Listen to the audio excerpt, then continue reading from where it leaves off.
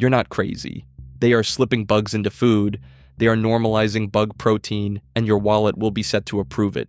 If you're watching this, you already feel that something is happening with the food supply of the world. In about 2 or 3 years, a $45 steak will get flagged high impact. A $3 insect patty, auto-approved. That's not climate, that's control. Remember that who owns your calories owns you. I'll show you how the supply-side coup works, how ESG and lenders lock procurement, and the hidden lever that flips this from trend to inevitable. Then I'll give you a clean exit plan so you can avoid eating bugs without paying triple. Stay with me. Okay, so basically, this isn't about nutrition, it's about creating a choke point. Independent ranchers are messy. They're decentralized, seasonal, weather-dependent, and stubborn. Central planners hate that. They want a valve they can open and close. Insects give them a valve. When you have tens of thousands of independent ranchers, you have tens of thousands of people making their own decisions. That's resilience. Central planners can't stand that. They want a system where flipping one switch can ration food across entire regions. Insect facilities give them that switch. These are vertical warehouses with stacked trays and conveyor belts. Everything is climate controlled. A single building replaces thousands of acres. The output per square foot is massive because every variable is controlled. Traditional ranching depends on seasons and weather.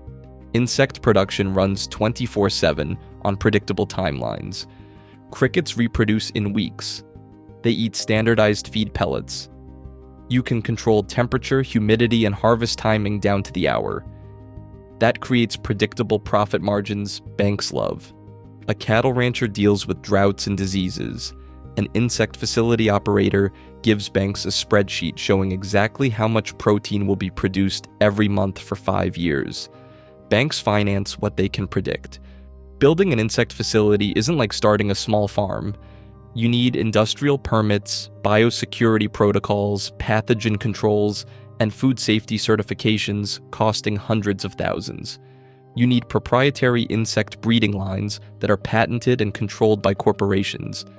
This requires corporate-level capital. This means that small to medium-sized farmers could be pushed out and unable to continue farming in just a few years.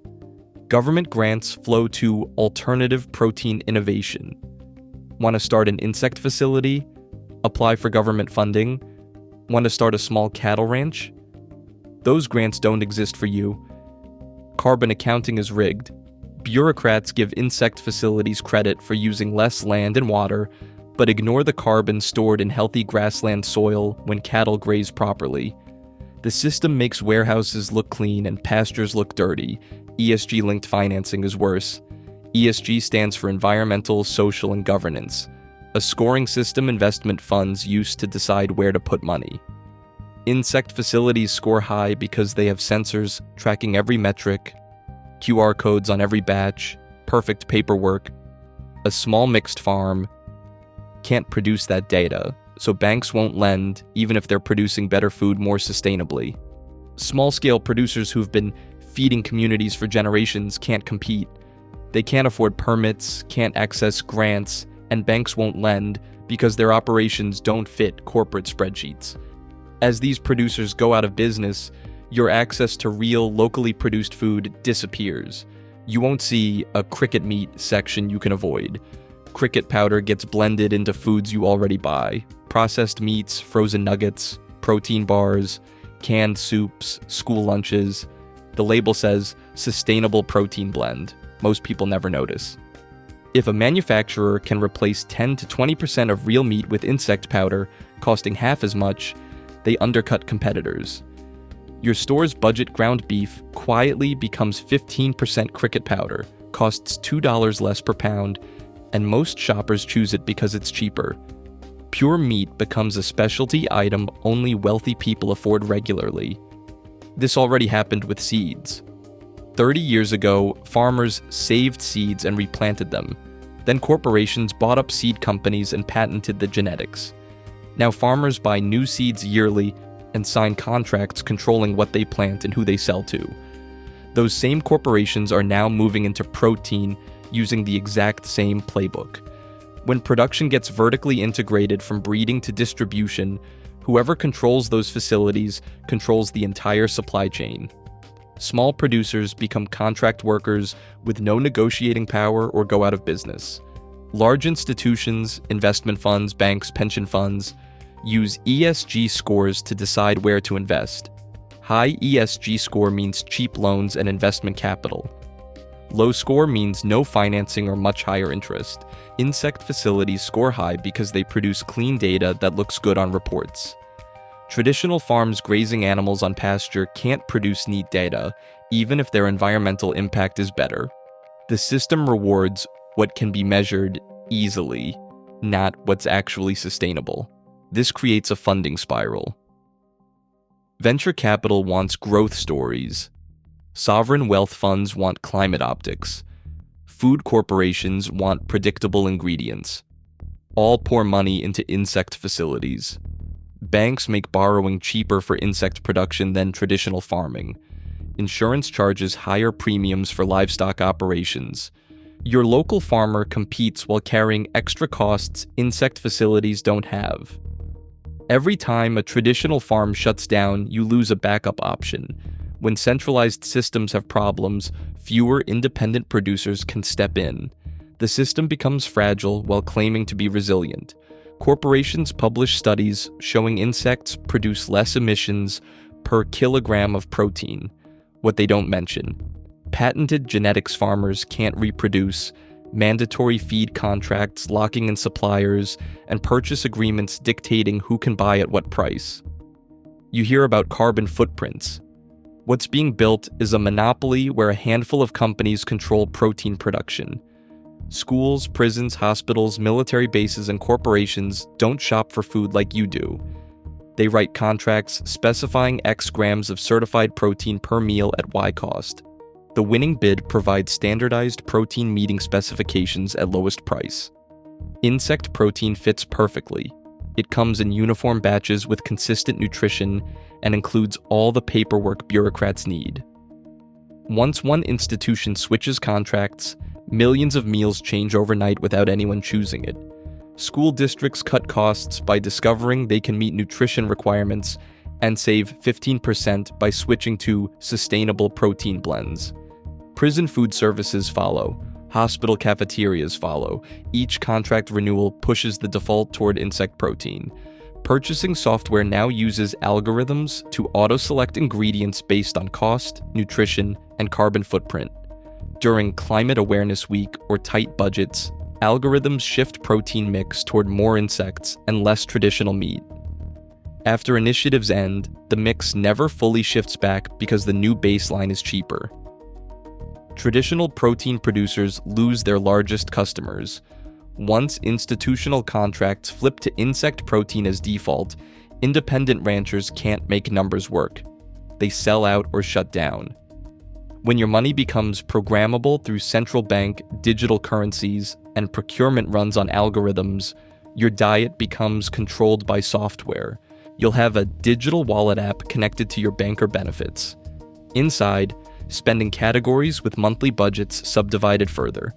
Each protein category gets a carbon allocation. When buying groceries, certified insect proteins scan as approved at normal prices. Traditional meat scans with yellow warning. High environmental impact, consider sustainable alternatives. The app shows instantly how much you'd save by switching. For many families, 30 to 40% price difference makes the choice. As you buy throughout the month, your protein carbon budget depletes. Get close to your limit and traditional meat prices rise for you, specifically through dynamic pricing. The app suggests switch to approved proteins to save $12 today. Cross the limit, monthly allocation reached, approved proteins available. Your age, income, and benefit status determine which rules apply. School lunch programs and government assistance switch first because administrators control those contracts, not parents. Corporate cafeterias follow for ESG compliance. Retail adopts it because payment infrastructure already exists. During supply disruptions, the system tightens. Temporary restrictions get announced for institutions. Retail implements fair access limits. When crises pass, restrictions ease slightly, but never return to where they started. Each crisis ratchets the new normal tighter. Government assistance gets loaded with cheapest options meeting nutrition requirements on paper. If you're on fixed income, opting out means paying 2 to 3 times more. Technically, you have choice. Practically, the financial penalty makes the choice for you. Every step gets framed as helpful: lower prices, better health, reduced environmental impact. But the function is control. Once calories sit behind digital wallets with category budgets and certified labels, you're not deciding based on what you want or what's healthy. You're deciding based on what the system approves and what you can afford after algorithms adjust prices. You can't negotiate with software, but you can opt out by producing your own food. Never grown anything? Start now. Apartment with no outdoor space, grow microgreens on a windowsill. They're ready in 7 to 10 days, incredibly nutritious, need almost no equipment. Have a patio or balcony. Watch my video on which crops grow best in containers.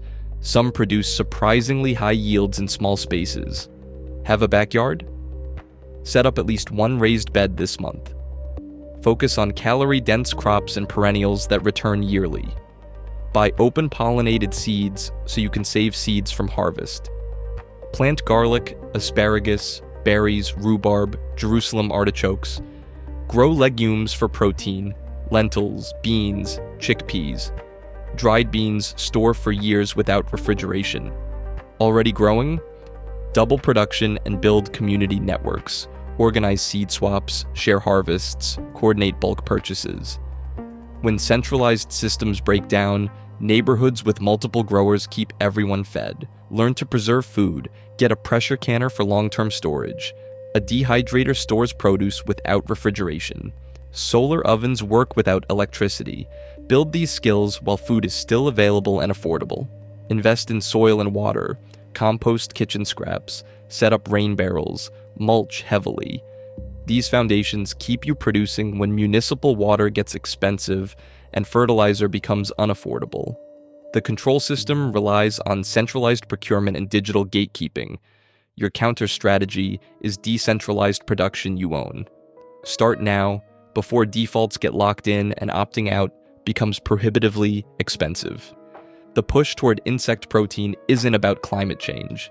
It's about creating a controlled food system using standardized inputs, institutional procurement contracts, and programmable digital money. Subscribe and watch my next video on the crops that keep producing while prices spiral. The question isn't whether the system will tighten. The question is which side of the food divide you'll be on when it does.